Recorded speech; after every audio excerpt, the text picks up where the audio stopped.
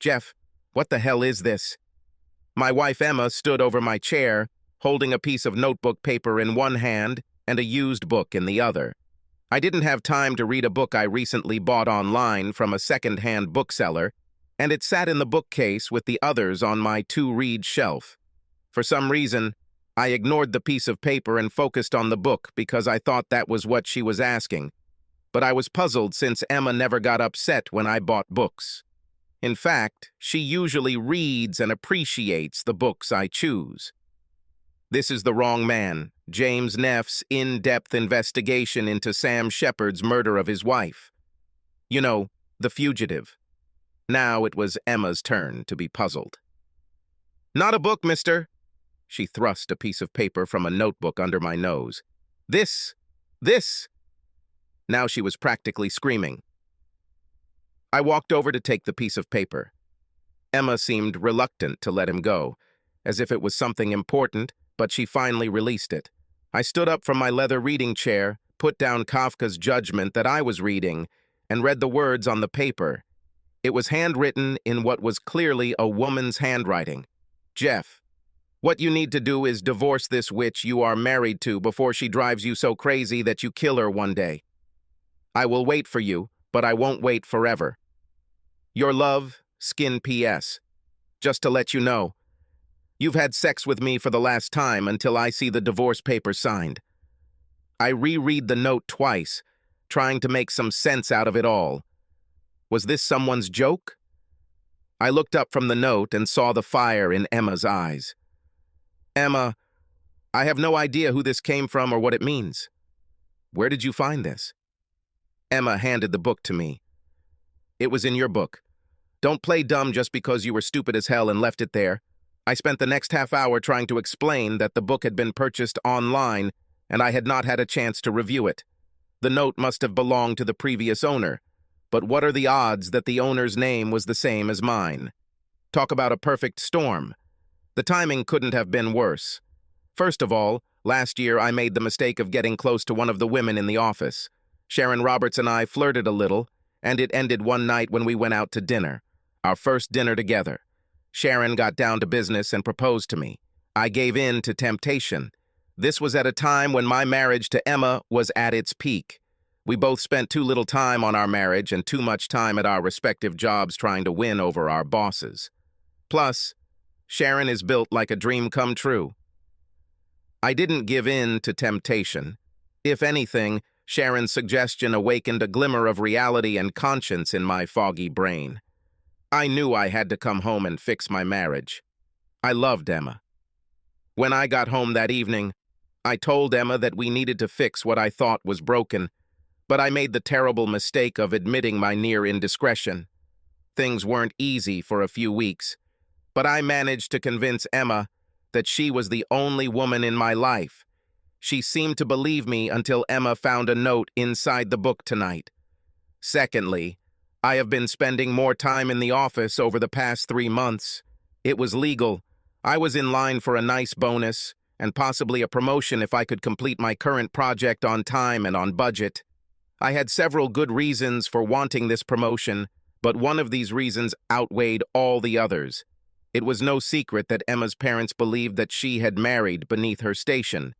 Emma's father was the chief financial officer of the largest independent bank in the state.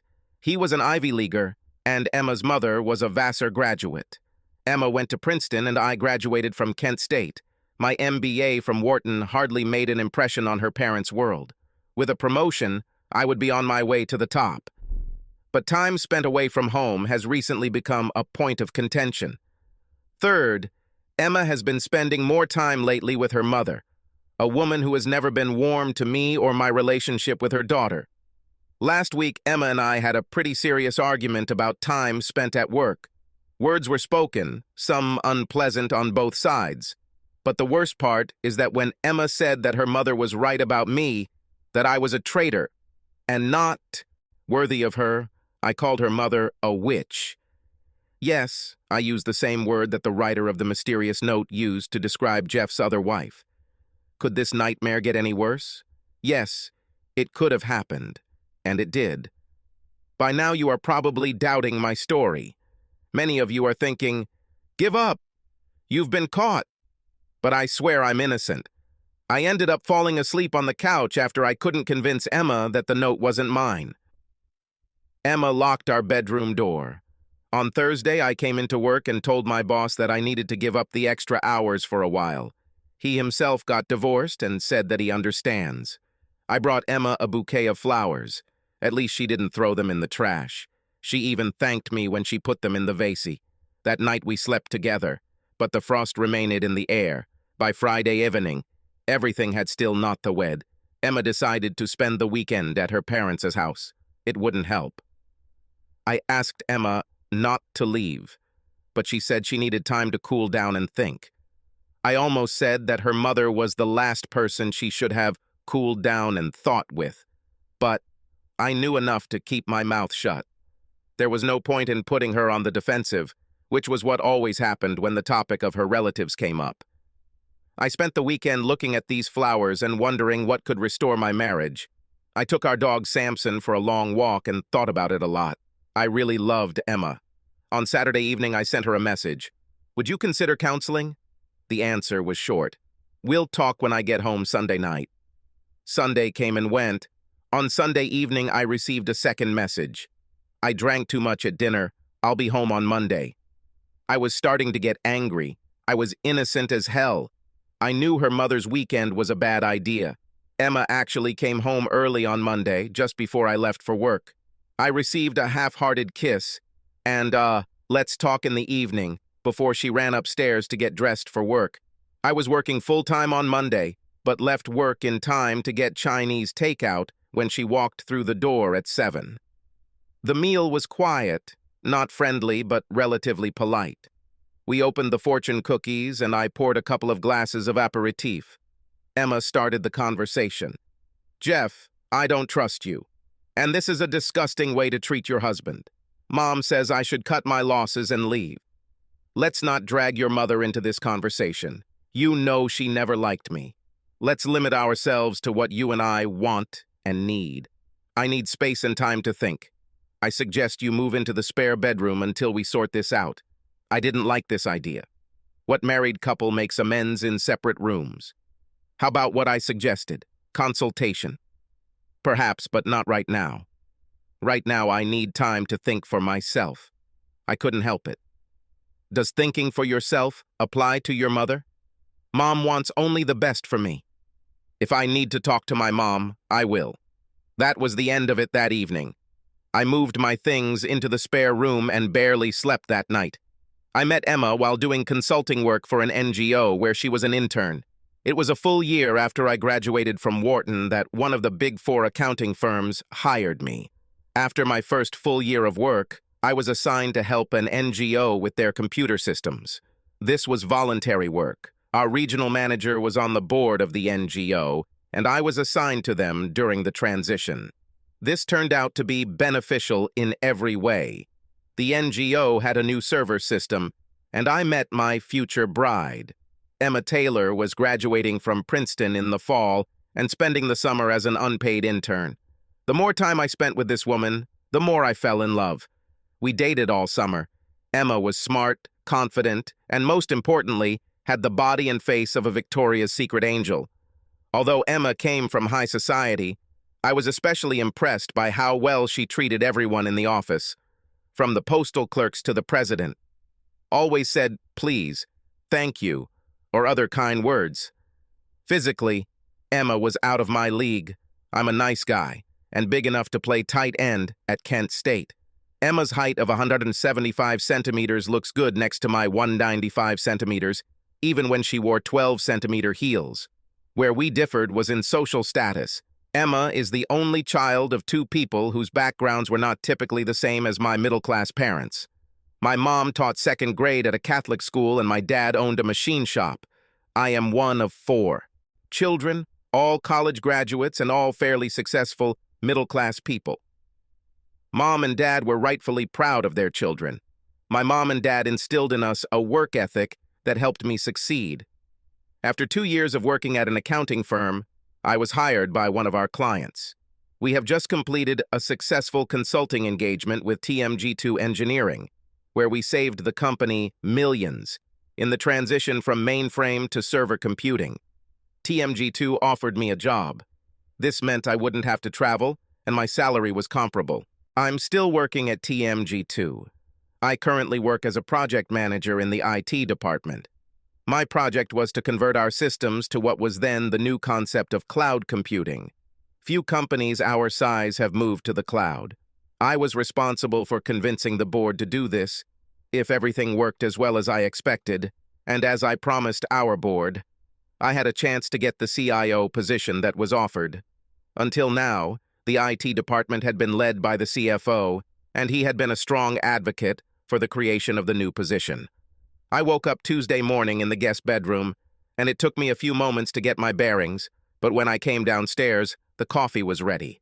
Emma was upstairs in the shower, and for a moment I considered joining her, but decided to give her the time she asked for. After drinking a cup of coffee, I went to the guest bathroom and got ready for work. The situation remained tense throughout the week. Emma spent long days at work, so I decided to do the same and return to my project. I think my boss was happy. He probably thought my marriage problems were solved, and I hadn't given anything away. On Friday afternoon, I sent Emma a message. "Can I take you out to dinner tonight? Restaurant of your choice." 10 long minutes later, I received her reply. "I'm going to my mom's for the whole weekend." It was ridiculous, and I called her immediately. She answered kindly, "How can we work on our marriage or your trust issues if you're not home? I told you that I needed time, but only a week has passed. You must respect my wishes." I tried my best to remain calm and explain to her my reasons for staying the weekend. But all my reasons fell on deaf ears. She finally agreed to consider my third request for consultation. "Will we see you before you leave for Manhattan tonight?" "No, I've already packed my things. I'll probably be back on Monday evening. I stay the weekend and drive straight to work from New York. Another weekend, just me and Samson. For 2 more days, we are trying to figure out how to fix what is broken." On Saturday, I had an idea. I looked up the number of the used bookstore where I bought The Wrong Man and spoke to the clerk. "Hi, I bought a used copy of The Wrong Man from your store. You sent it to me 3 weeks ago." Inside was a romantic note addressed to one Jeff. It just so happens that this is also my name. My wife found the note and is accusing me of having an affair. I need to talk to Jeff, who owns the book. The salesman actually had the nerve to laugh. "Boy, what are the chances? A book called The Wrong Man, owned by 2 guys named Jeff, with a love note inside. The seller drove me crazy. Look, this isn't funny. My wife needs some assurance that I am not the Jeff who received the note from this woman. Does your system track buyers and sellers?" "Yes, if the guy is registered with us. Many people who sell us their used books have accounts, and they are in our system. But I can't give you a name or phone number." "Okay, what if you take down my name and number and contact the other Jeff and ask him to call me?" "I can do it. What's your name so I can track the book?" "Jeff Parker." "Do you like the author?" I was puzzled. "Which author?" He laughed again. "T. Jefferson Parker. He writes detective stories." This conversation was stupid, but I had to ask. "What does the letter T mean?" "I don't know. Maybe Thomas? Your guess is as correct as mine." "I've never heard of him. I don't read detective fiction." "Okay, forget about this, Parker. I'm Jeffrey Parker, not Jefferson, and I don't have a T in my name." I gave him my phone number and was pleasantly surprised to hear my phone ring 20 minutes later. "My name is Jeff, and I was told that you had a note that you found written to me." Is this some kind of blackmail? "No, this is not blackmail. I bought the book, The Wrong Man, that belonged to you. Inside was a note from a woman named Skin. I need you to tell my wife that the note was written to you, not me." "Was there a note in the book?" "Damn, I've been looking everywhere for that stupid bitch's note. If my wife found her, I would be finished. I can't believe it ended up in that book." "Jeff, pay attention. I need you to tell my wife what happened." "No way, dude. I dodged that bullet. I'm still married and I'm going to keep it a secret." He hung up. It took me 5 minutes to calm down and collect my thoughts. I dialed the number that was listed in the received calls log of my mobile phone. He replied, "Hello? Jeff, this is Jeff." I changed my mind. This is chantage. If you do not send me a notarized statement that Terry sent you a love note, your wife will receive a notarized letter from me with a copy of Terry's note. How do you like it, dude? This is bad. It probably hasn't been this bad in my house since my wife found Terry's note. Okay, fine, but you promise that this is the end, right?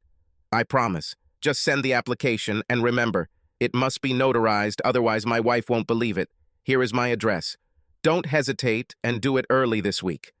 Emma and I worked for an NGO and dated exclusively for 5 weeks when we first made love.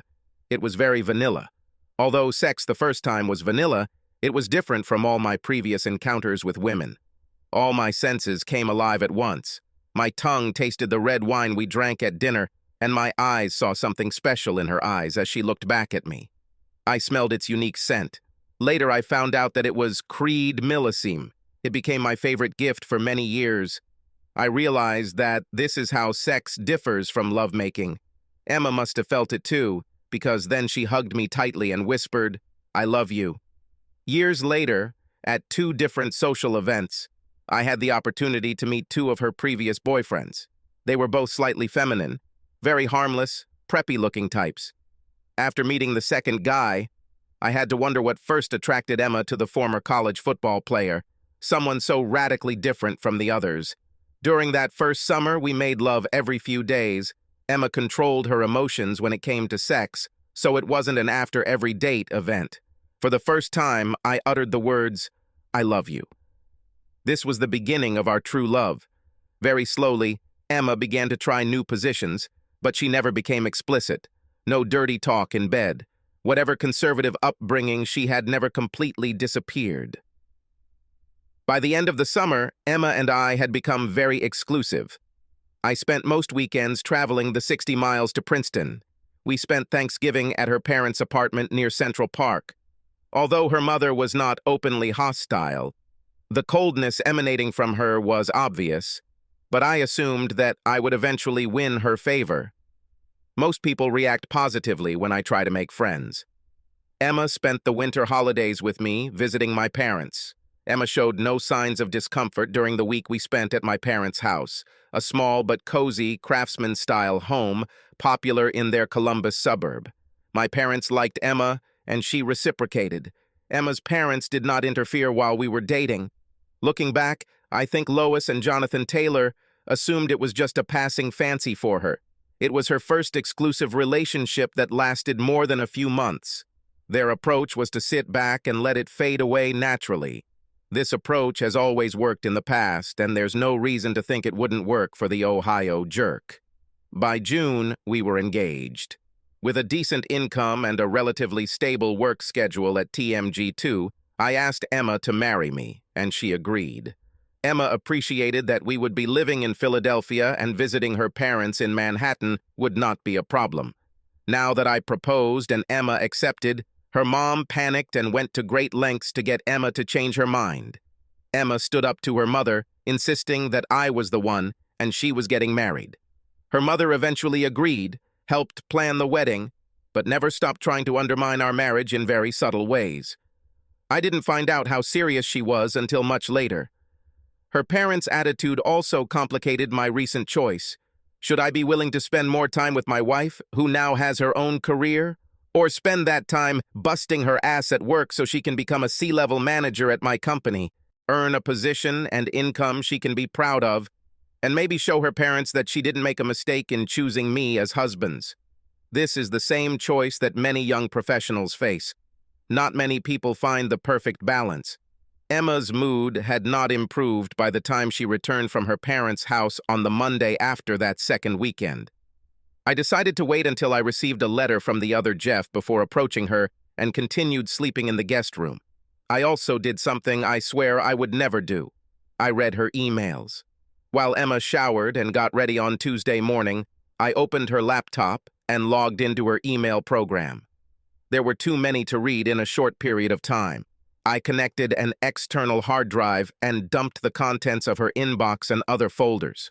Of course, like the vast majority of computer users, Emma was unable to delete the emails after they were deleted.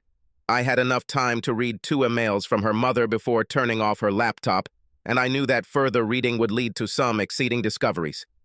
After Emma left for work, I read for an hour. I felt terrible for violating Emma's privacy, but I had no choice. Her mother and I were in a war for Emma's mind and our marriage. All fair, right? Plus, the emails proved that I was right to be concerned.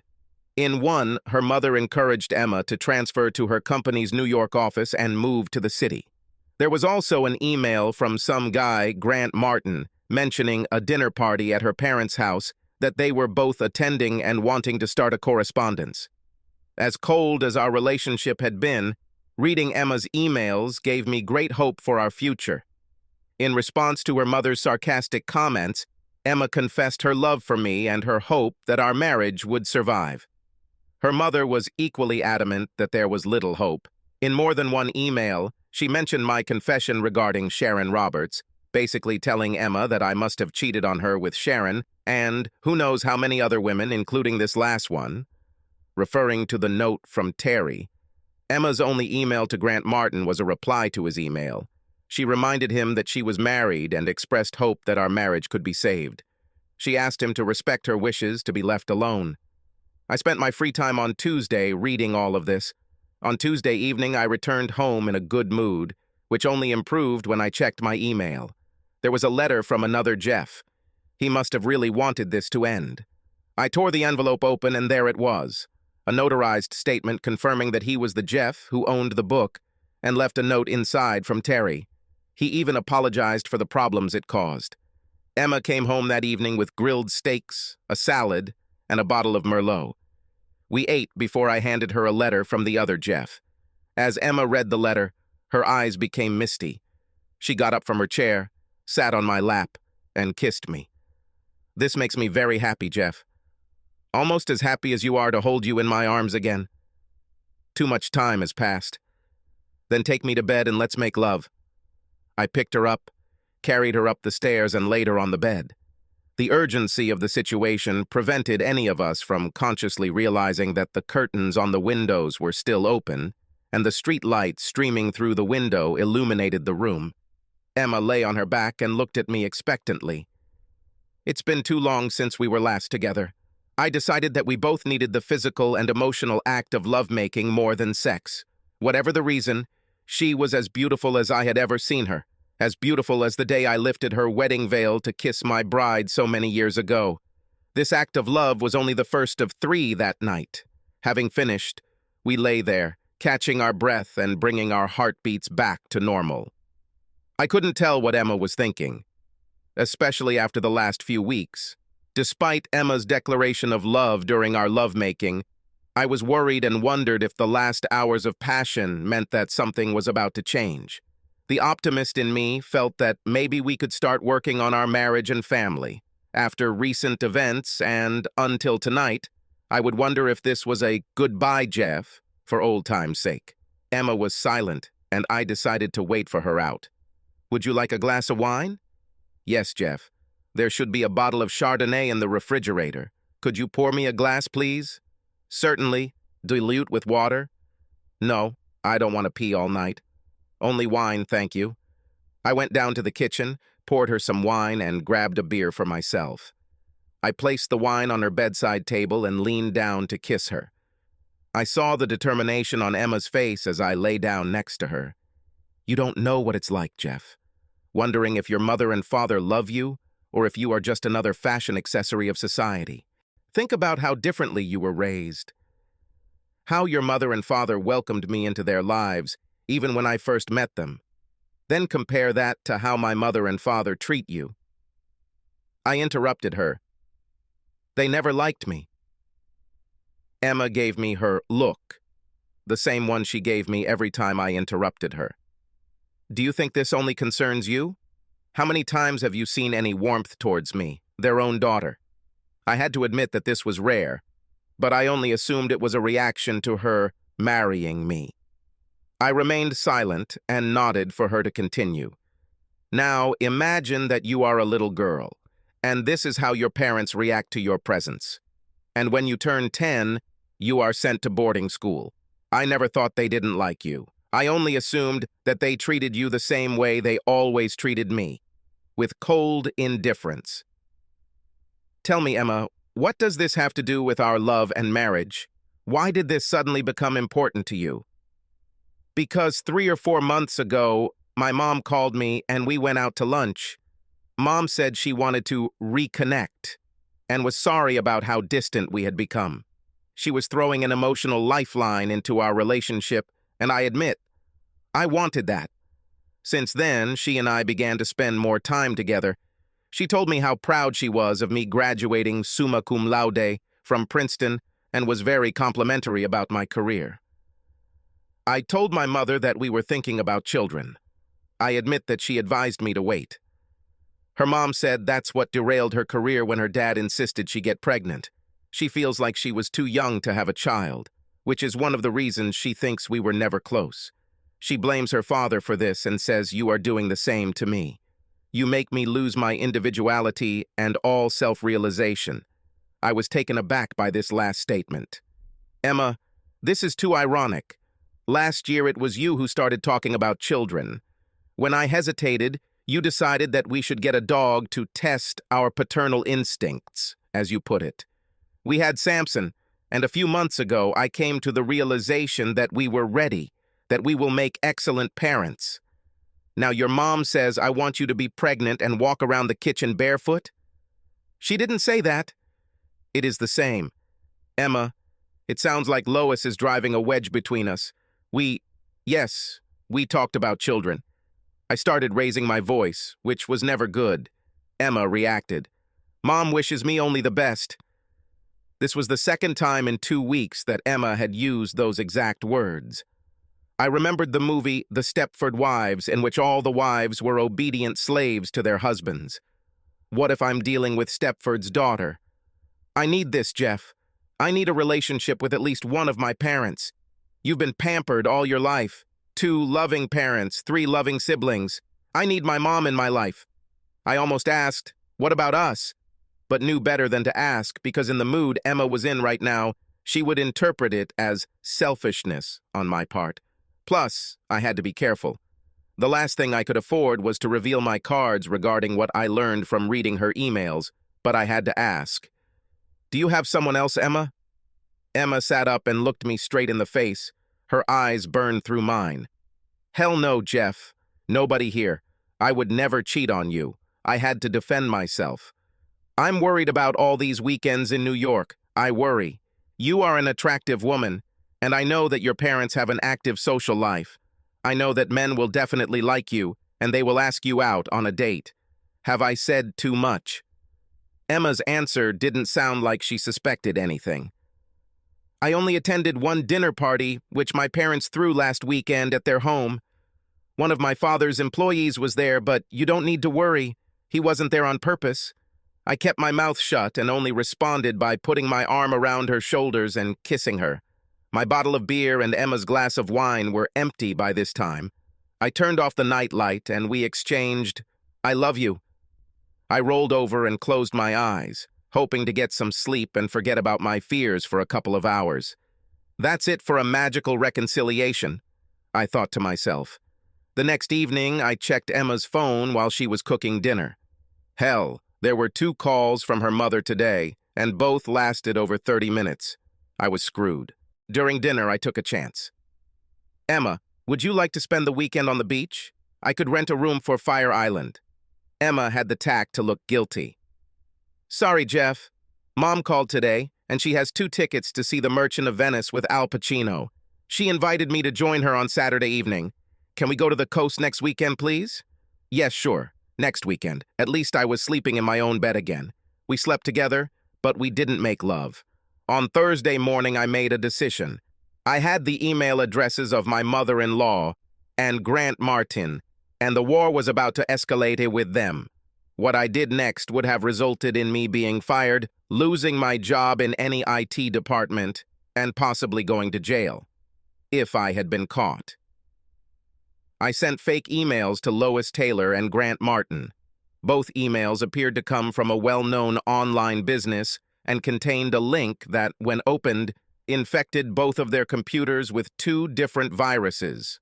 One virus allowed me to remotely access every computer, and the other was a keylogger virus that recorded everything I typed on the keyboard, including user IDs and passwords.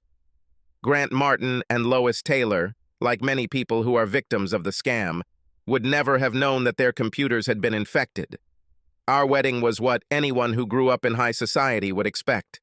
Despite Lois Taylor's feelings for me and her hostility toward this alliance, it was her time to put on a show. My parents, brother, and sisters were there with their spouses and children, but we kept the other guest list to a minimum. Mr. and Mrs. Taylor showed no such restraint. Every Tom, Dick, and Harry was invited and probably attended. What a farce. One thing really surprised the hell out of me.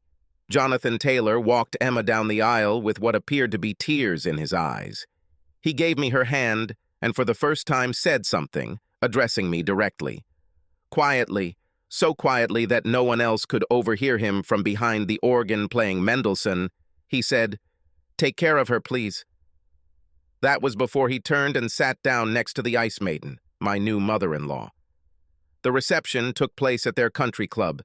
I tried my best to smile at all these idiots who came to suck up to my relatives. I think my mom, dad, and siblings rolled their eyes hard enough and often enough to get a spanking.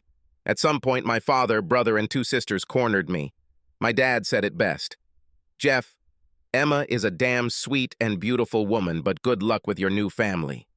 All four laughed, raising a toast to my happiness. The first years of our marriage were wonderful. There were ups and downs.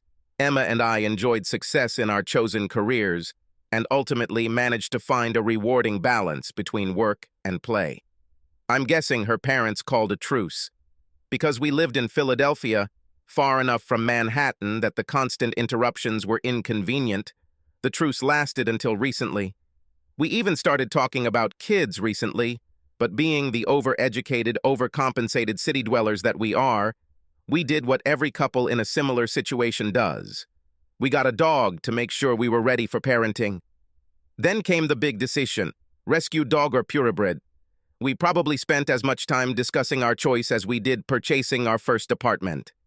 In the end, we compromised, which translates to, we bought a puppy that Emma fell in love with while spending a weekend in the Finger Lakes wine country. Samson was the most representative of a litter of a lab mom and an unknown male. Of course, now I have to imitate every other dog owner and drone on for hours about why Samson is the smartest, cutest dog in the world. But let's keep it short and just say it's true. You'll just have to take my word for it. After a year with Samson, we knew we were ready to have kids. Emma was ready to go off the pills when all this shit came out. By Thursday evening, both Grant and Lois had opened my fake emails, and both computers were infected with two viruses. Now I was able to read all of their emails. What I learned amazed me. Grant Martin had an affair with Emma's mother. There were no tender, heartfelt expressions of passion or infatuation. Just a few emails suggesting secret meetings. Neither Thursday evening nor Friday. I had time to delve deeper into their various folders. I still needed to focus on my project at work, but I found a critical email from Lois to Grant. "Grant, I have attached electronic tickets to this letter for Saturday's performance. Try to remember, this is not a date for Emma. You're just doing me a favor by taking Emma when I feign illness on Saturday. Good luck, be as charming as always, and she will begin to understand what a loser she married." Lois. I opened the attachment and found a PDF containing 2 tickets to Saturday's performance of The Merchant of Venice. This email only added to the mystery. If my mother-in-law is having sex with Grant Martin, why is she setting him up with Emma? I'm not usually a resourceful person, so perhaps the answer was beyond the comprehension of my straightforward brain. I decided to go to New York and find out for myself how far this would go. I placed Samson in a local nursery and slept very restlessly. After Emma left in the morning, I boarded the train to Manhattan and considered my options. I was still in love with Emma and thought there had to be some way to save our marriage. By the time I arrived at Penn Station, I had a game plan. I bought a Yankees cap and a baseball jacket, a cheap camera, and a bag of almonds. To kill 2 hours, I went to a deli on 43rd Street that had a great Reuben. I tried not to drink too much coffee or water. It could have been a long night. At 6:30, I was sitting on a park bench across the street from her parents' apartment. I had been there no more than 15 minutes when I heard a voice next to me. "What against sea are you from?" I turned around and saw a pretty lady standing. "What do you have in mind?" "Well, you are obviously watching this building. I believe you are following someone. So, what detective agency do you work for?" "I'm not at the agency. My wife's parents live there, and I think she's planning to go on a date with another man tonight. I'm just watching to see if she follows through with it or not." "I'm sorry to hear it, but it explains why you're so bad at it." "Look, don't be so obvious. What kind of camera is this? You would have to be within 7 meters of them to take any clear pictures." She opened her coat to show me a nice Canon with a zoom lens. "Here, come away with me. When you see your wife, point to her. I'll take some decent pictures for you." "Why do you need to help me?" "For $100, which you will give me when I send it to you by email. Trust me, they will be worth your money." "Why did you decide that I was spying on someone?" "Because a quarter of the people in this part of the park are private detectives watching one of those 4 buildings across the street. Plus a Yankees cap. Every out-of-town private investigator puts on a Yankees or Mets cap when he comes into town, thinking he'll blend in with the crowd. I took you for a private detective from some provincial town, pursuing a wayward wife. However, I didn't think you were a goat husband." Her words hurt, but she continued her monologue. "This part of the city is a breeding ground for traitors and a gold mine for detectives. Too much money and too little morality. Everyone has a right here. I'm watching the building next to yours, waiting for some rich lawyer to walk out the door with his mistress. His wife is out of town, and she hired us to get some evidence of what he's up to. It's probably mating season. I'll still be here tonight to take pictures when the 2 of them return from dinner. It's going to be a long night." She extended her hand. "I'm Karen with an A. I watched Emma's building while my new friend talked. Men and women came and went. The doorman opened the front door and the doors of any taxi or limousine for residents. I didn't know what Grant looked like, so all I could do was wait for Emma to walk out the door and see who she was with. As soon as Karen finished her introduction, Emma walked out with a man who I took to be Grant. Here they are." Karen raised the camera, and the shutter clicked several times. She was damn fast. She must have taken at least 4 pictures before they got into the taxi and headed south. "They caught them? Now what? Now I'll focus on the building next door. According to my sources, it's still too early for them. Let's come over here and sit for a minute." We went and sat on a park bench in front of a nearby building. "Business first. If you send me your email address, I will send photos. It will cost you $100. If you want, I'll take some pictures when they come back, if I can get them. Are you ready to part with another $100? "Certainly." "Okay, I'll tell you what. If you tell me the name of this asshole, for another $300, I'll do some digging and tell you something about the past. If we do this, we should sign a contract so that everything is legal." "Should I sign a contract with your agency?" "No, I'm a freelancer. Tonight I'm working as a contractor for an agency hired by a lawyer's wife." "And is it normal that I hired you and not the agency?" "Yes, as long as it doesn't interfere with what I'm currently contracted for. I can still do my own thing. This is not a conflict." I sent Karen a message with my email address and Grant's full name. We chatted a bit. For some reason, I told Karen the lowdown on why I was trying to save a marriage that seemed to be in deep shit. Karen was a great listener. My curiosity got the better of me. How did this petite lady end up as a private detective? My preconceived notions, based on my love of film noir and detective films of the 40s, made me imagine Sam Spade or Philip Marlowe. Karen laughed when I asked my question. "I spent 15 years with the NYPD, the last 6 years in their intelligence division, working in the fight against terrorism. I was shot in the league, lost everything below the knee, and ended up disabled. She bent down and lifted her trouser leg. Damn it! It was a prosthetic. I decided to use what I learned to earn some money, but I set my own hours. So far, it's worked. I rarely work on weekends like I do today. This was a special favor for a friend from the agency. During the conversation, Karen whipped out her camera again and began photographing the couple getting into a limousine across the street. Are you going to follow them to the restaurant? No. This is probably not a place where you can do anything without getting caught. I'll eat somewhere outside, then sit here and wait for them to return. 9 times out of 10, these couples have dinner together and then return to the love nest for a night of sex. There's not much romance in these cases. What does the mistress get from this, besides food? You would be surprised. Some of these women earn as much as a good secretary.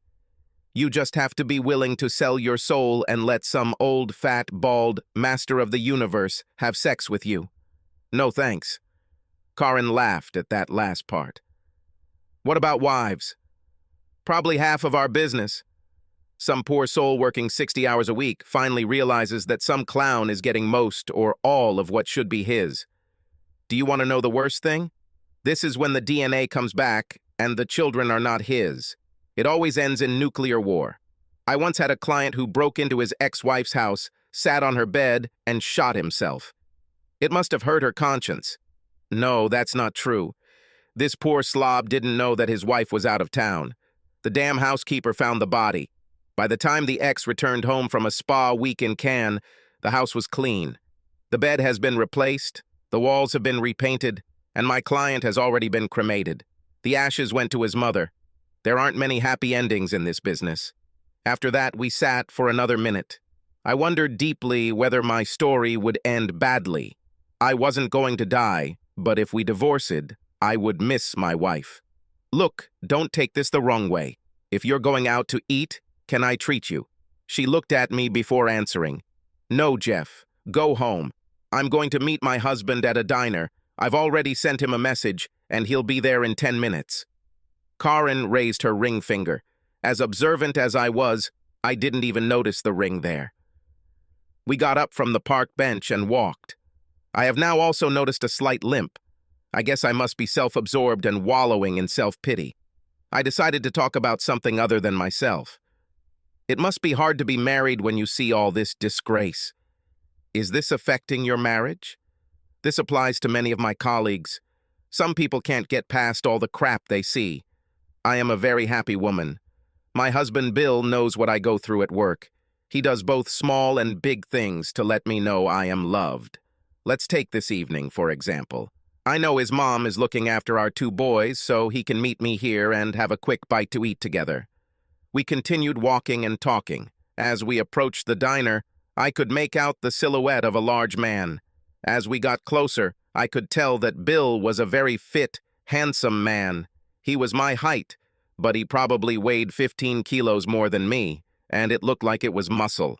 Karen hugged him, and he leaned in to kiss her. But he didn't take his eyes off me. Bill, this is my new client, Jeff. Jeff, this is my husband, Bill. We shook hands. We both looked into each other's eyes and exchanged a firm but not excessive handshake. Bill spoke first. Let me guess, hard ending? Damn, you're good. You played? No. I fought in the heavyweight division at the University of Pennsylvania. Bill's smile was casual. He turned, and as he hugged Karen, his smile widened and his eyes sparkled. Are you hungry? He asked me. No, but thanks anyway. I'm going to go to the station and catch the train home. Karen, please send the contract when you can. I will sign it and return it to you immediately along with the money. Thank you for taking on my case. Is that the right word? Karen laughed. I shook Bill's hand. It was nice meeting you, Bill. You're one of the lucky ones, but I have a feeling you're both lucky. Take care and thanks for inviting me to dinner. You two give me hope. Bill looked at Karen and she simply whispered, I'll explain. I actually left with a smile on my face. I overslept on Sunday morning.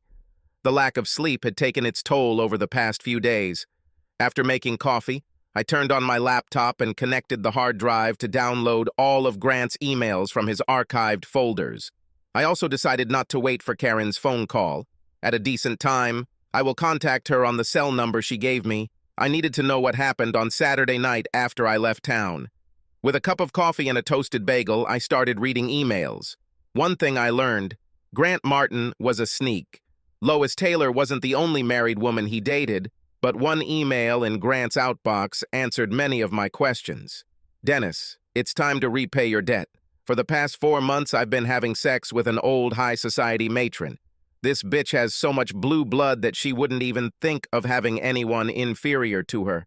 Hence her willingness to have sex with me, given my pedigree. What she doesn't know, of course, is that my idiot father disowned me 5 years ago. You're probably wondering why I'm even getting involved with some old, worn-out woman. 2 reasons. She is rich, and her daughter is a baby. But this old bitch is crazy. She's trying to break up her daughter's marriage to some creep so that my daughter and I can get married, and then the old woman and I can see each other and no one will suspect anything. Can you believe this shit? You can't make this up. Did I mention I work for her husband?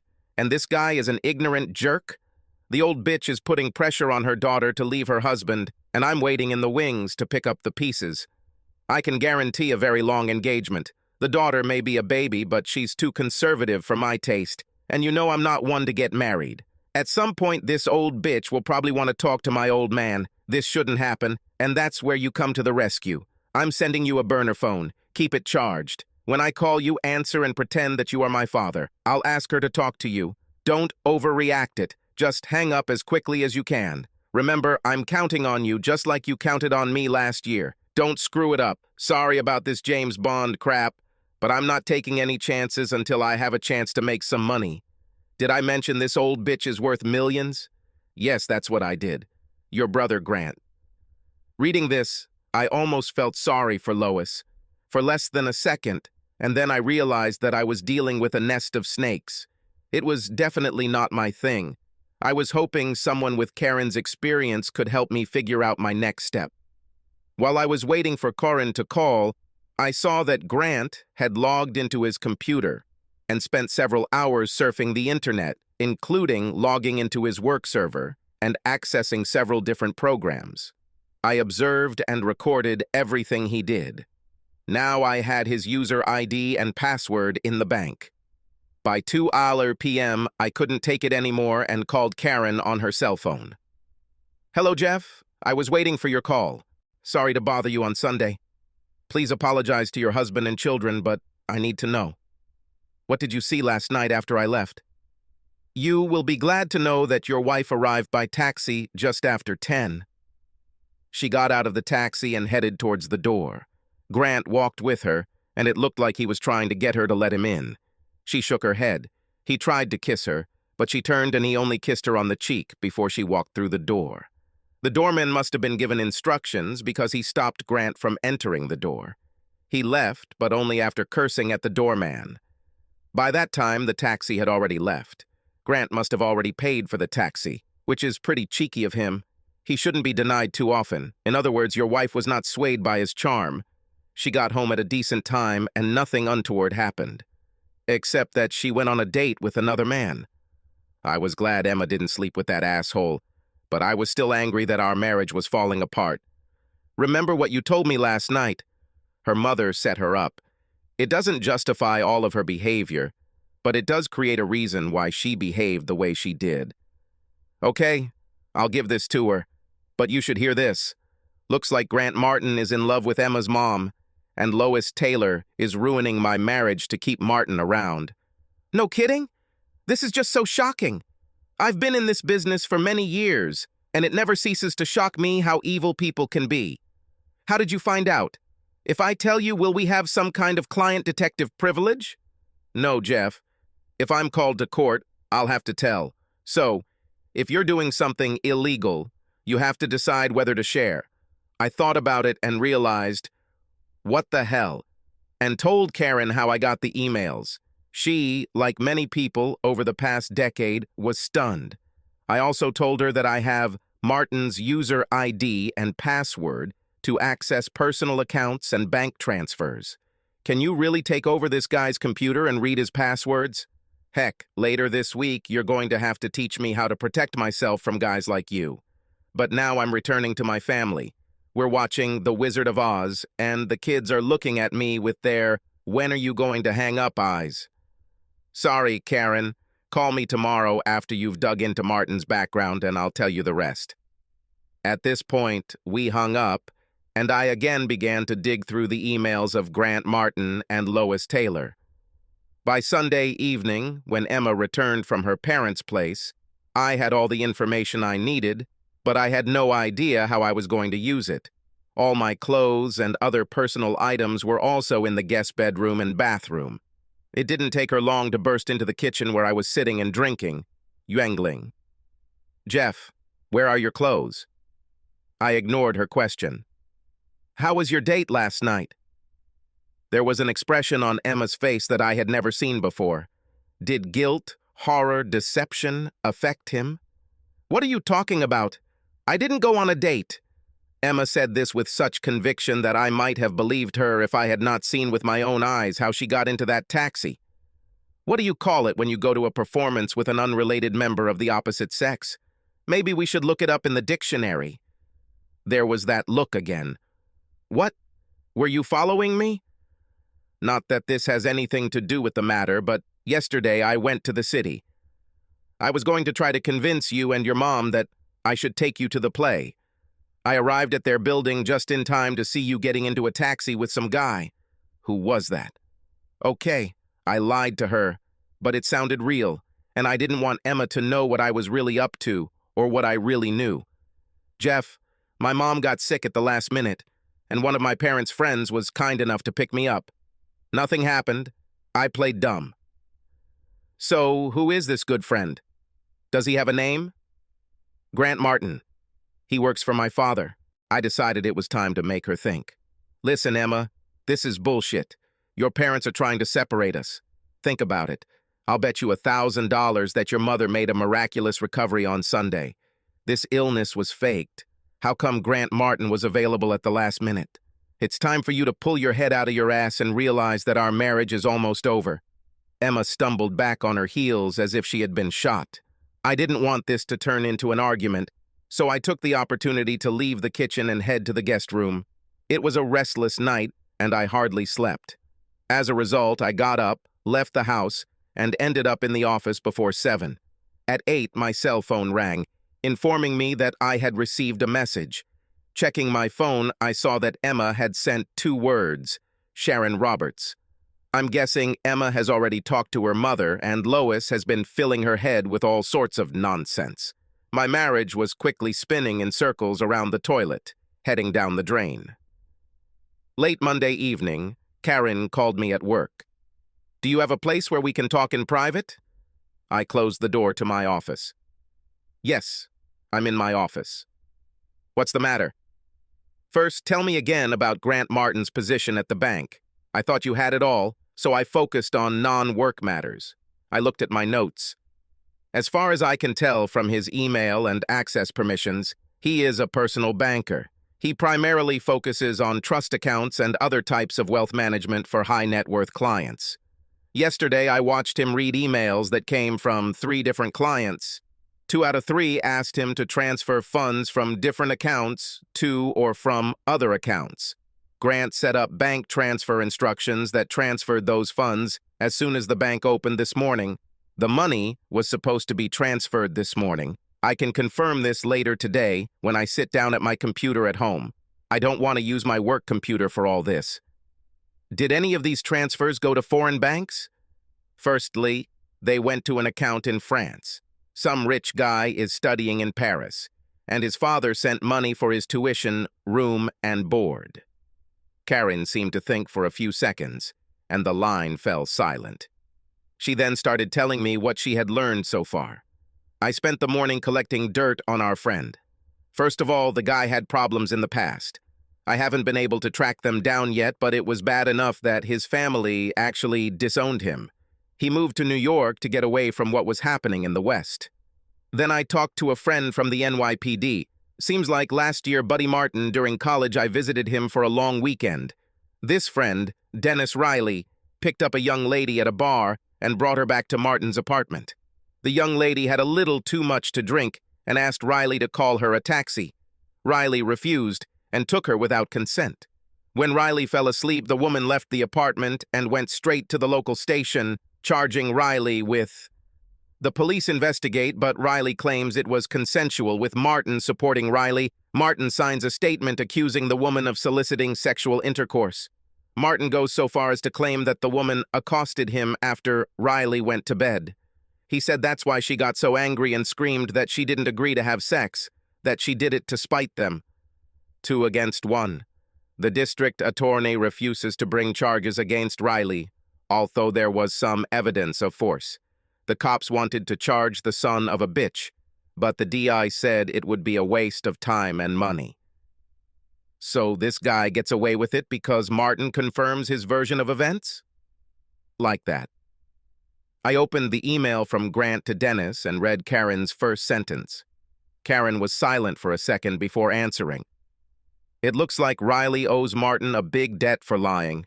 How would you like to hurt these 2 assholes a little? Without a doubt. What do you have in mind? Last night you told me how you managed to take over Martin's computer. How good are you? I mean, do you think you will be able to open foreign accounts using his identity? Given his position at the bank, do you think you will be able to transfer funds from his clients? I have computer and technical know-how, but I don't know how to open an account. And how illegal are you suggesting we do this? I don't want to participate in any theft of funds. If we do everything right, no one will lose money. I think we can get a firm grip on this guy, but it's something we should discuss in person. Can you meet tomorrow evening? I would also like to bring a friend with me. Karen, I'm sorry, but I have to ask, why did you do this without any monetary gain?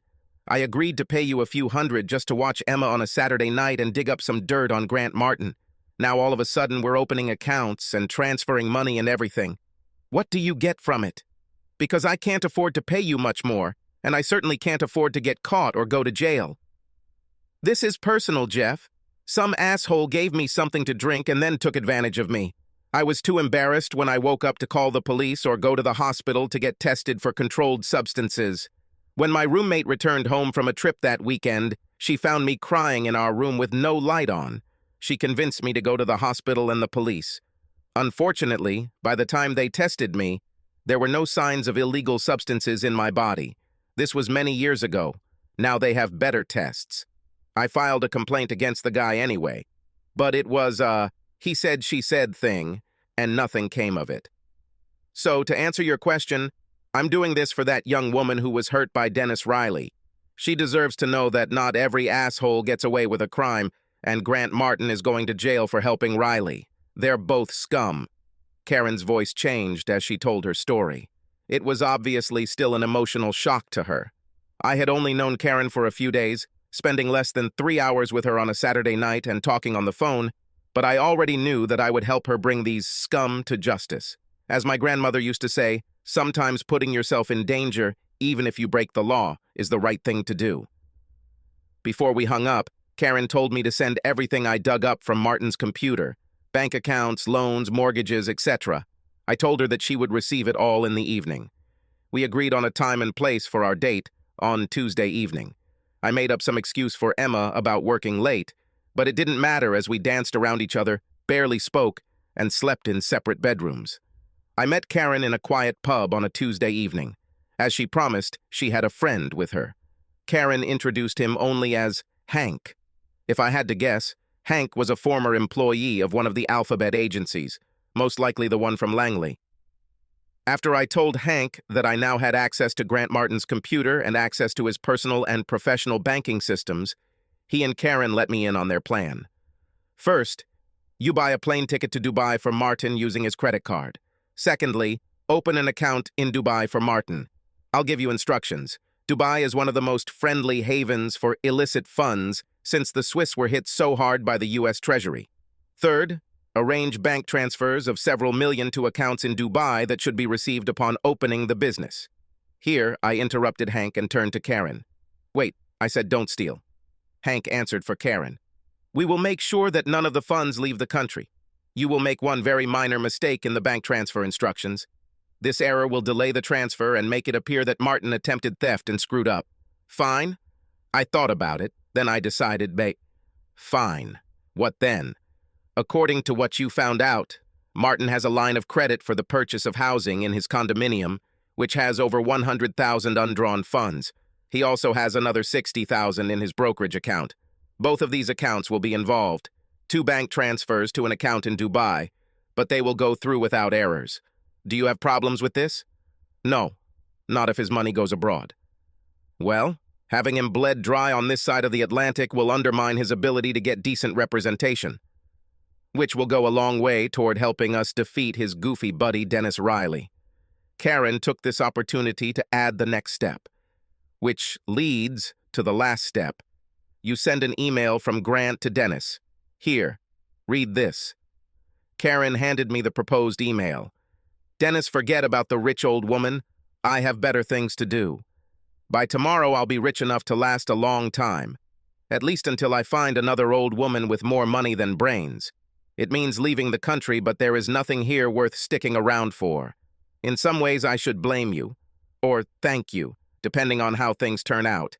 Today, some investigator called me and asked questions about your little misadventure last year. You should have learned your lesson at USC like I did. Actually, get a girl's approval before you post that shit, because next time I won't be there to bust my ass for you. I'll contact you and let you know where I'll land. Pretty sure the feds will be monitoring this email the day after tomorrow, so don't bother replying. I will delete this as soon as it is posted. I advise you to do the same. Your brother, Grant. I finished reading and looked up, smiling. From what I've read in his emails to friends, you get his style. What's this about university? Karen answered. Today I found out why Martin's family disowned him. Apparently they had sex, which involved 2 of our idiots. The girl was not under any illegal substances, but she did drink a little at the party. She had a reputation as an easygoing but unapproachable girl. The girl committed suicide a week after the event. The Martin family paid the young woman's family $250,000 to hush it up, but turned around and disowned Grant for his involvement. Rumor has it that this was not the first time they used their money to keep their son out of trouble. Karen's story strengthened my resolve to put Martin and Riley away. Okay, following Hank's instructions. I can do all of this, but we need to make sure Grant is in his apartment and not on the computer when this all happens. How do we do this? Grant will be busy. Leave it to us. Can you do this tomorrow evening? No problem. What will happen on Thursday? We'll make sure Grant is arrested early Thursday morning, before he has a chance to look like he's going to work. As it turns out, he might as well have caught his plane that morning. It's a pleasure to work with professionals. Karen and Hank were consummate professionals. Hank's guidance through each step produced the desired results. Grant had a new account in Dubai, and his credit card was used to purchase first-class tickets for a late morning flight to Dubai. His line of credit was opened, as was his brokerage account. The transfers were supposed to arrive on Thursday morning. I selected one of Grant's wealthiest clients and arranged for the transfer of $5 million by Thursday morning, but the message contained one simple error. The message was never sent. How did they make sure Martin would be in his apartment and busy all night? This was achieved with the help of an expensive woman who I assume Hank used in his past life, working for Langley or someone else. This beautiful woman happened to bump into Grant as he was leaving work and convinced him that she should buy him a drink to apologize for being so clumsy. Grant, being the self-absorbed egomaniac that he is, assumed that it was his charming personality and gorgeous looks that convinced this young beauty to have one more drink at his apartment.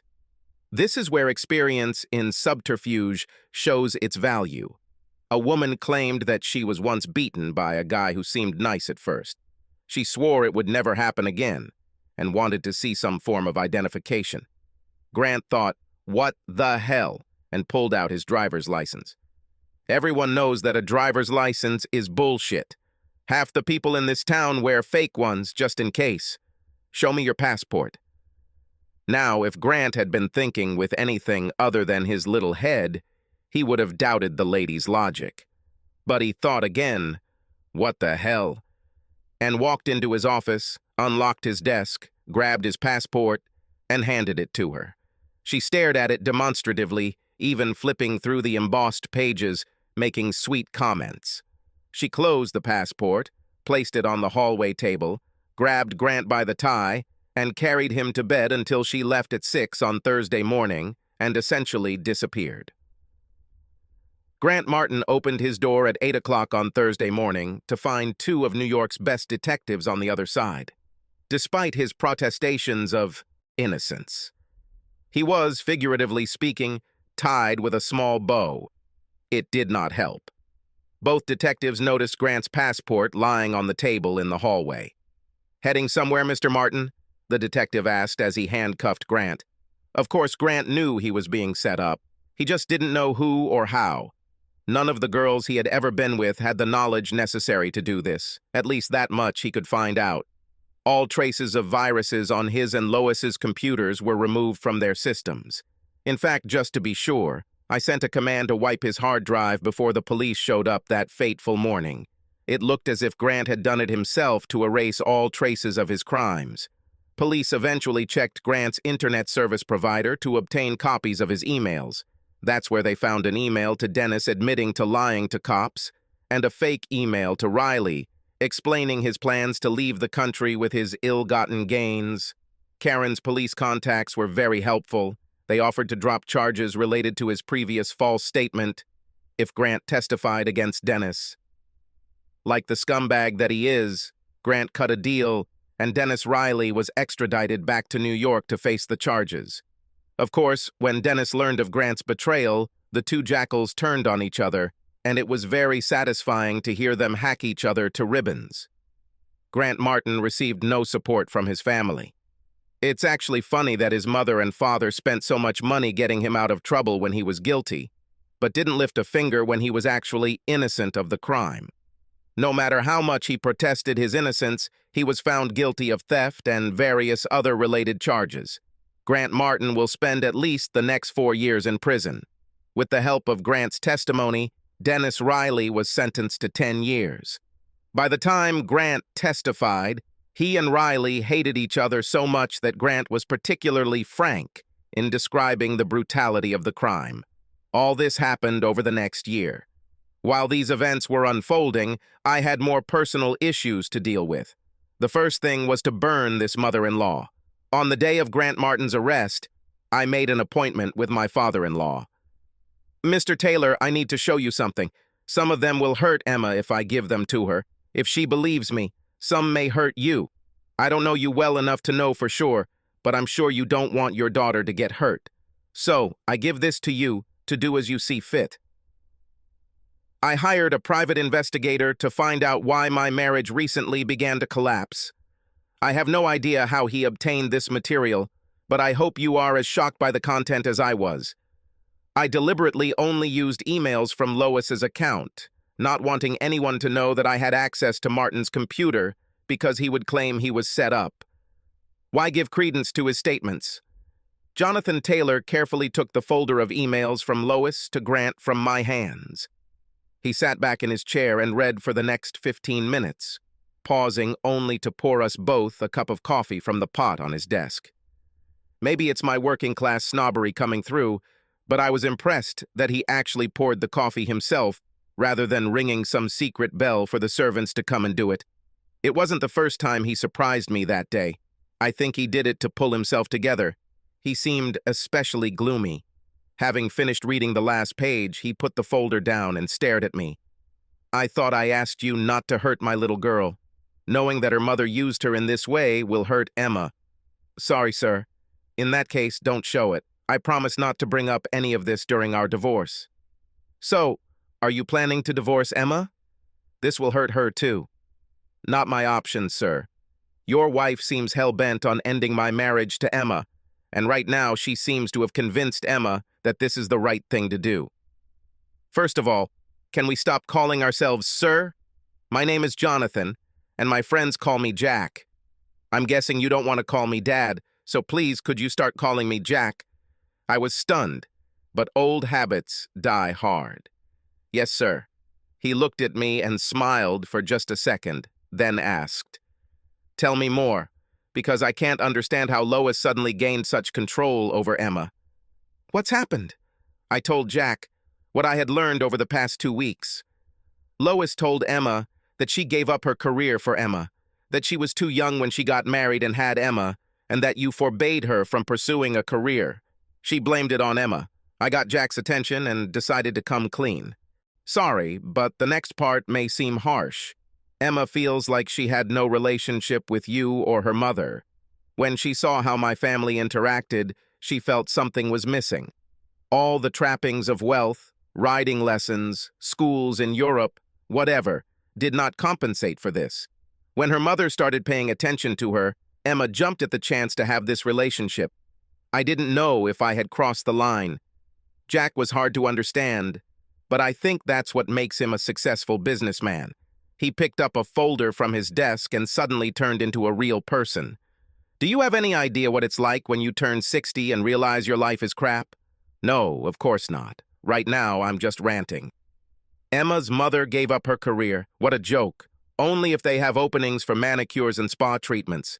For years, I had to listen to her tell everyone about her childhood dream of playing women's professional tennis. You really have to be good at tennis to make a living at it. And after 45 years of playing, Lois still can't hit her backhand. I spent 90% of my entire adult life working for this bank, doing everything I could to make it the most successful and trusted bank of its kind in the Northeast. That's how I was raised. We were a different generation than yours. Few of us are our wives' best friends. When we have free time, we head to the golf course to make connections that will help the business. I spent more time with my quartet of golfers than I did with my wife or daughter. And you know what? My wife wanted it this way. She showed no interest when I suggested she take golf lessons. She dissuaded me when I suggested taking up tennis. In fact, she said that it would limit her ability to improve. In the back of my mind, I thought maybe this would limit her ability to have sex with one of her tennis partners. But until today, I had no real evidence of adultery. I was blissfully unaware. Jonathan's frankness shocked me, and all I could say was, "I'm sorry that I'm the one bringing this to your attention." "No, Jeff. I thank you for giving me this. A little sex on the side is one thing. It's quite another to be so cunning that she's willing to sacrifice Emma's happiness to keep her lover close. And with one of my employees." Let's talk about cuckolding. Every day this little shit walked past me, knowing he was sleeping with my wife.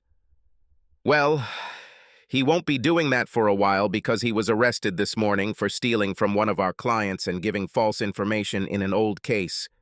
If everything we heard from the police this morning is true, Grant Martin will be in jail for a while.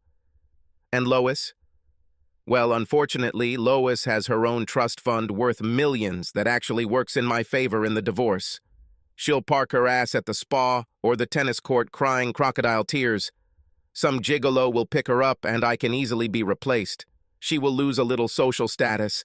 Some other wives will avoid her because they will be protecting their territory. We live in a dog-eat-dog world. She will also lose her relationship with her daughter, but from what I read here, Jack took the folder, she probably doesn't care that much. And Emma? I wonder if it's too late to start a relationship with my daughter. I love her, I really do, but I let her mother control our relationship. Another thing I owe Lois for. I swear to God, I have to figure out some way to make Lois pay for all the pain she's caused. Maybe not right away, but somehow. In the meantime, Jeff, I'm going to ask you for help. You say you love Emma. If you can put this behind you, do you think you can restore your marriage? I don't know, sir. I mean, Jack, it is logical that what happened was not her fault. She was manipulated by her mother, and it helps that she didn't go to bed with Martin. At least that's what I think. But emotionally, this is the hardest part. I'm not like you. I just showed you evidence of your wife's adultery and duplicity, and you didn't shed a tear. You got a little angry, but kept your composure. Me. When Emma walked out the door that second weekend, I cried for the first time in my adult life. I don't know how you do it. Jonathan Taylor looked at me and made a decision. Because I began to restrain my emotions more than 40 years ago. Let me tell you a story that few have heard.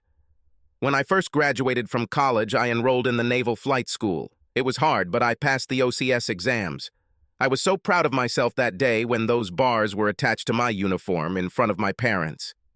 I was in flight training when my life became hell. I screwed up and crashed, broke both legs and my back, but my radar intercept officer, Ted Andrews, was killed. I spent 6 weeks in the hospital. When I was able to walk without crutches, I went to visit Ted's parents to apologize.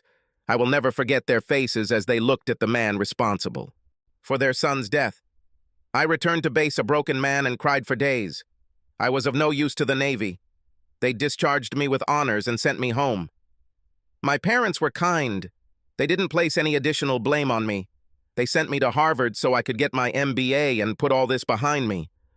But not a week goes by that I don't think about what I should have done that day to prevent the accident. I wasn't drunk or hungover or anything like that. It was just a mistake that cost a man his life. And it was my mistake. Ted's parents never wanted to hear from me again, but I dedicated part of my life to his memory. In addition to volunteer work, a $10,000 donation is made each year to both the USO and one of Gary Sinise's foundations for wounded soldiers. So by and large, cheating on your wife seems like a small thing. I listened in silence, and when he finished, I looked at my father-in-law. I saw a man with a huge load on his shoulders, which he had been carrying for too long. I knew there was something I could do to relieve this burden, and that's when I realized what I was going to do. As I navigate the current circumstances, it's important to remember how out of character Emma's recent behavior has been compared to who she is. This can only be explained by her need to finally connect with her mother, who has never shown the usual love between mother and child. My thoughts went back to the first time I really talked to Emma that summer 8 years ago. I was taking a break from my NGO duties, walking past Columbus Square, when I noticed a familiar face sitting on a bench. The young lady I recognized from the office looked like she could use a friend. I took a chance by walking up to her and introducing myself. "Sorry, I saw you earlier in the office. I'm Jeff Parker and I work in the IT department." I extended my hand. The young woman looked into my eyes and there was a sign of recognition in them, but it was also obvious that she had been crying. I started to feel bad for disrupting what could have been a private moment. Instead, a hint of a smile appeared on her lips. "Yes, I saw you there. I'm Emma Taylor." She took my hand. "Can I sit down, or do you want to be alone?" "No, please sit down." I took another chance. "It's obvious that you were crying. Want to share?" Emma was silent for a second. "Have you heard today's news about 2 girls in Sudan? One NGO-supported charity has established schools for girls in Sudan and other countries in Africa and the Middle East. Girls were taught reading and writing, as well as housekeeping skills and health education. The local population did not always approve of teaching these skills to women. No, I spent the whole day with my head in the server bank. This is the first time I've left the server room all day. Yesterday, the girls' grandparents pulled 2 sisters out of class in Juba. They were upset that the girls' parents allowed them to read and write. It was claimed that this was a Western plot to turn the girls against Allah. This morning, we received news that the sisters were mutilated. All this was done with the approval of the local imam. I didn't say a word in response. I have heard of this barbaric practice among some Muslim tribes, but until today, I had never heard of it being used on women. Emma cried again before continuing. "What I can't understand is how people who claim to follow God can think it's okay to destroy what that same God created." She paused. "Do you think we are doing something good there? Or are we just making more of a mess?" "I won't pretend to know the answers to your questions, Emma. But my grandmother taught me a thing or two when I was growing up.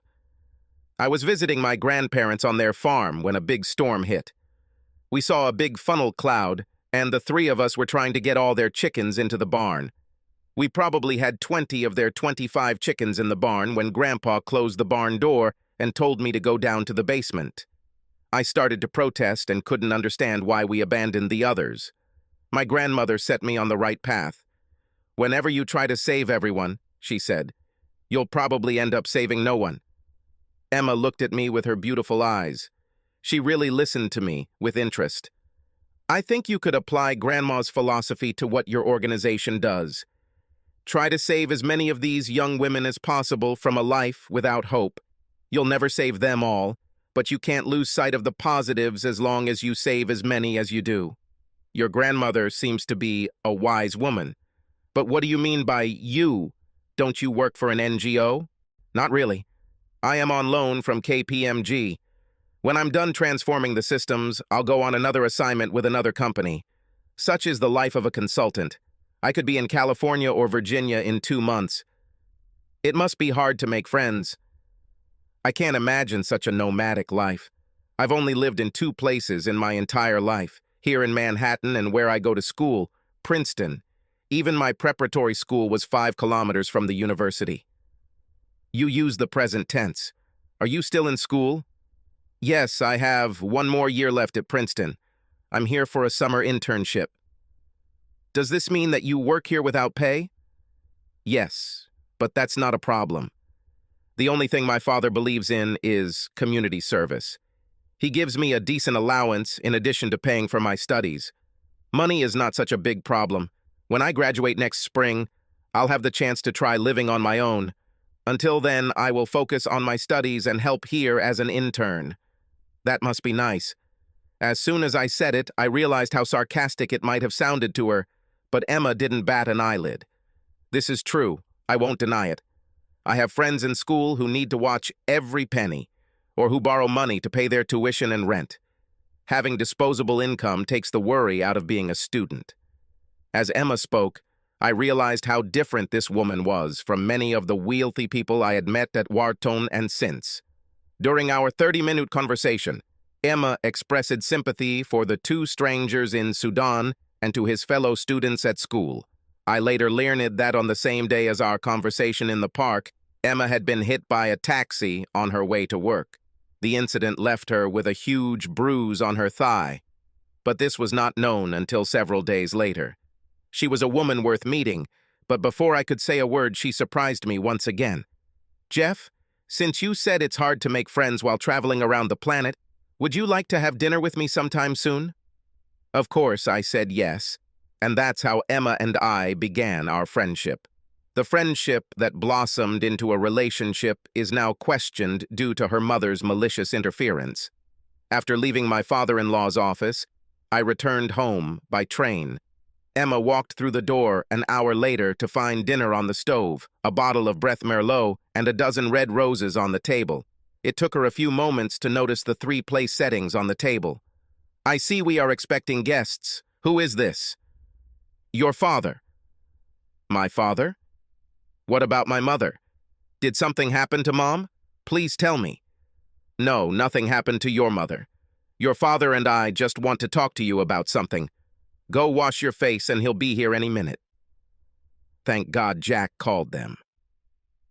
I don't think I could hold Emma off for long. Perhaps my plans for a quiet meal were naive. The wine was poured and the pasta was placed on plates, but as soon as we sat down, Emma wanted to know why her father was there without her mother. Jack fell on his sword and became the one to tell Emma what her mother had been doing for the last few months. Emma became hysterical, screaming, "No, no, no," until Jack removed her from the table and sat with her on the couch, Emma crying on his chest. I cleaned up the kitchen and gave them some privacy. I took Samson for a walk. When I returned half an hour later, Emma greeted me at the door, her eyes still red. Jeff, I'm so sorry. Please tell me that you want to stay together. You're welcome, Jeff. I want to, Emma. I never stopped loving you and wanting to be your husband. My biggest fear was that you had changed your mind and were planning to leave me. I was so stupid, but I told you how important it was for me to connect with my mother. It's over now. What about your father? My father wants to develop relations, but he is afraid that I am suspicious. I'll relate to his motives, given what happened to his mother. We won't rush things, but first he wants me to work on the damage I've done to our marriage. Father is going to take a long vacation soon. He would like to take us both to an island in the Bahamas while we can take a break from work. He wants to get to know us both better. That's great, baby. We'll discuss the details later, but for now it's just greet. Let's go try to eat. I left dinner warm in the oven. The pasta is no longer al dente, but I bet it will taste great. The three of us sat down at the table again and took the first step on the long road to healing. Old habits die hard, and for my father-in-law this was no exception. Despite his best intentions of taking a full 2 weeks off and spending them with us on the island, it took almost a year. Meanwhile, he spent almost every weekend with us, growing closer to the daughter he regretted never really knowing. Like me, when Emma and I first met, he was pleasantly surprised to find her to be such a lovely, selfless young lady. Jack's presence in our lives helped Emma recover from her mother's betrayal. Emma and I spent these months piecing together the pieces of our marriage. It made me feel better that Emma never cheated on me. She never lost her moral compass. The evening of the play with Grant was chaste. It wasn't that Grant didn't try his best to make something happen. He just ran into the wrong woman, something he wasn't used to with all the available women he usually tried to sleep with. Emma and I ended up spending a week on Cat Island in the Bahamas with Jack. Emma spent 4 more days after I left, which gave her some time alone with her father. I needed to get back to work due to my new responsibilities. My project was completed on time and within budget. My reward was the coveted title of CIO, as well as a nice bonus and salary increase. By the way, about cones. Emma needed to be convinced that she could still wear a bikini on the island, even with such a beautiful baby bump. Paul Jonathan Parker, named after both grandfathers, was born a little more than a year after that pasta dinner. Claire. Emma Parker. Claire was my mother's name 2 years after PJ. Jack retired when he was 63 and did his best to spoil his grandchildren. He even bought a small apartment nearby, which he uses as a second home. Things weren't going so well for Lois. Jack divorced her shortly after we met that Thursday afternoon. It may have cost him a fortune in attorney fees, but due to evidence of her attempting to break up her daughter's marriage with her lover involved, and the fact that Lois had millions in trust funds, Jack was able to leave Lois without paying her alimony and maintaining enough assets for his retirement to be comfortable. When news of Lois's duplicity became known to society ladies, she became an outcast. Everyone knew she was a snake, and they just had no idea how low she could crawl. Lois first moved to Palm Beach, but her reputation followed her. She was denied membership in local tennis clubs, and during her 9 months in Florida, she never made a friend or anyone pretending to be a friend. Palm Springs was next. Nothing helps get rid of an unpleasant odor like several thousand kilometers. Although Lois was allowed to join the beautiful people, they may have been swayed by her millions. She could not compete with young wives for the attention of men suitable for sex. Lois made the mistake many aging women with low self-esteem make. She went to a plastic surgeon. Unfortunately, she came out looking like one of those crazy clowns with a weird smile and crazy eyes. I only know about the horror of her facelift because 2 years after Claire was born, Lois came knocking on our door. It took me a few moments to recognize the man standing on the other side of the threshold when I opened the front door. I didn't even open the screen door, I just spoke through the screen. "Lois, what are you doing here?" The lack of friendliness in my voice could not be more obvious. "I would like to see my daughter and my grandchildren." "Lois, you are not welcome here. No one in this house wants to see you or ever acknowledge your pathetic existence. Now go away." It took every ounce of self-control not to scream. "You have no right to prevent me from seeing Emma and the children. Open this door." "Lois, you don't understand. I don't forbid them to see you.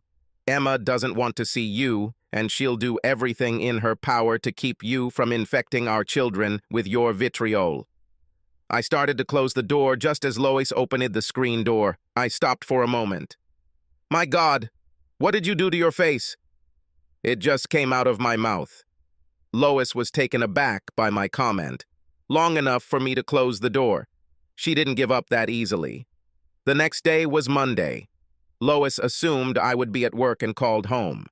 Emma later told me that their conversation was short and to the point. Emma confirmed that Lois was persona non grata in our home and anywhere around the children. Lois offered Emma a carrot.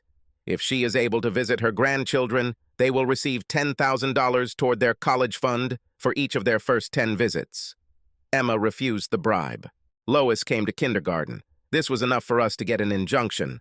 Lois tried to call Jack to ask for his help, acting out, "We've been married for 30 years, blah, blah, blah." Jack laughed and hung up. Last we heard, Lois was back in Palm Springs and hooking up with some gigolo who took a good chunk of her money. How sad. Sometimes bad things happen to bad people.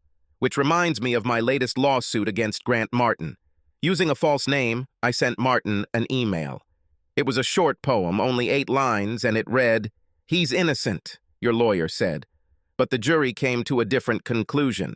For the crime that put you in the dock, there are forces that come to their senses. I'm innocent, you admitted to yourself again. But karma and justice went hand in hand, and by now, asshole, you understand that you just messed with the wrong person. Subscribe to our channel so that your second chaff doesn't cheat on you, and go ahead and listen to the next story, because this story is nothing compared to the next one. If you're under 18, don't even think about listening to the next one.